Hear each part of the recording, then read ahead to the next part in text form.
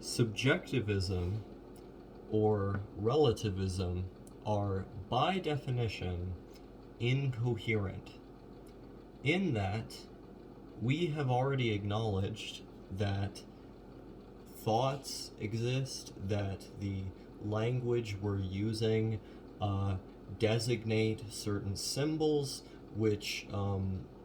other, which essentially comprise meaning or ultimately result in meaning, and that when combined with one another communicate an idea. We've also agreed upon the idea that you and I are having this discussion.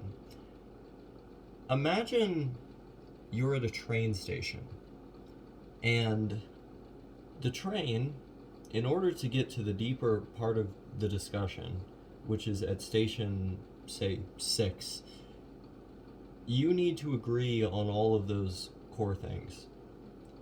To deny that truth exists and that everything is subjective and that everything is relative, you can't leave station 1. But merely by having the conversation in the first place, you have left the station. And so you have ceded that ground to the person who believes in some form of objective truth.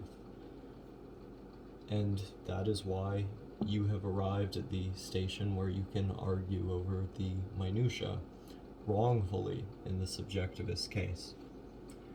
I think the problem with a lot of postmodernism, and this is very prominent in the Denpa sphere, like this idea that truth doesn't exist.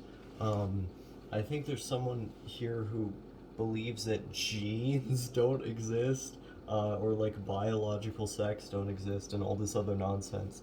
The problem with deconstructing things to this level is that eventually you get to a point where you've deconstructed so much that it's not for anything. You're not deconstructing with the sake of ultimately doing some kind of justice or building something in service to what has been destroyed. You are destroying for the sake of destroying. And in that sense, it doesn't have value.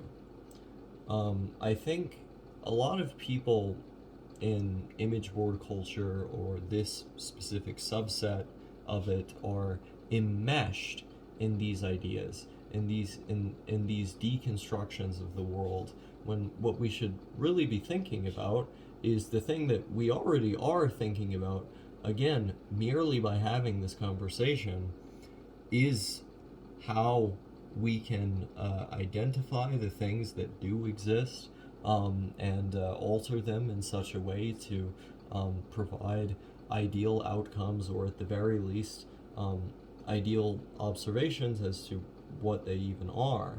But when you refuse to acknowledge that they even exist while tacitly doing so, or rather implicitly doing so, by engaging in those very institutions or mechanisms, then the whole conversation is kind of worthless.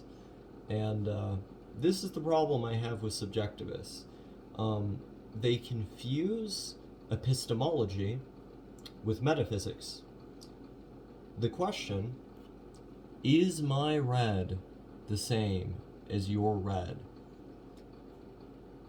The answer to that would be to say, no, because it is impossible to inductively reason what is occurring in someone else's mind, and there's literal data on this that people perceive colors slightly differently, and yet somehow all of us, excluding the colorblind, have agreed to identify red as a symbol.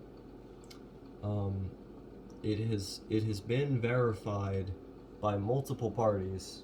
You agree that I am wearing this black shirt, you agree that I have this matty long hair, and you agree that you're watching a YouTube video. And yet, at the same time, you claim that things aren't true, that nothing can be true. And it's this sort of epistemic anti-realism or scientific nihilism that really drives me up the wall, because there are valid criticisms that you can make of these various academic fields or schools of thought, but the degree to which those criticisms are asserted should only be insofar as they are useful, or rather pertinent. There comes a point when you're just off into like literal postmodern word salad, and this has been a long time annoyance of mine as someone who holds some anti-essentialist views, as someone who does, I'm not a nihilist, but does hold some sympathies towards that camp. Someone who has taken influence from like critical theory. It's very, very, very annoying to see people apply these labels to themselves and then espouse what is essentially like epistemic solipsism. It's not intellectually honest. Just by nature of having the discussion, it's not intellectually honest. And I don't like that.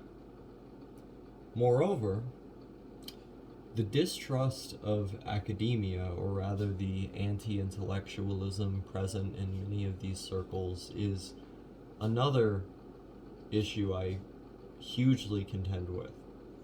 Because while it is true that the consensus is always changing as we discover new evidence or utilize new frameworks that more closely resemble reality, the results of experiments bear out in such a way as to change what was the prevailing idea. All of these things. While the consensus does change, you have to face the consensus. You have to stand up to the majority of the evidence that is agreed upon by the experts, rigorously, who have rigorously argued for these points, and have done the research, done the work, spent decades of their lives coming to these conclusions. It's not as though you can't dispel those people, but you're going to have to do a hell of a lot more work in order to do so, because we're coming at this from the standpoint of evidence-based reasoning. And so if the expert opinion, the evidence, if most of the evidence is stating that things are one way, it is not that you should appeal to authority and say they are correct simply because a lot of people who are smart agree with them. You should be able to explain their logic if you do in fact advocate for whatever thought process they're advocating for. But if you disagree and desire to change the consensus, if the truth really is not being expressed, you have to stand up to that consensus.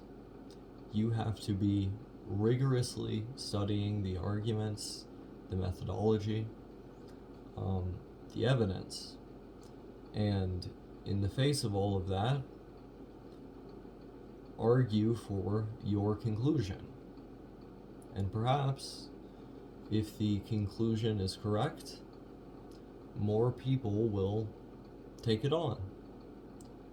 But that is an immensely exhaustive exercise, but it's the only one that is ultimately going to reach us toward truth. There's been a whole history of people doing that throughout the field of science.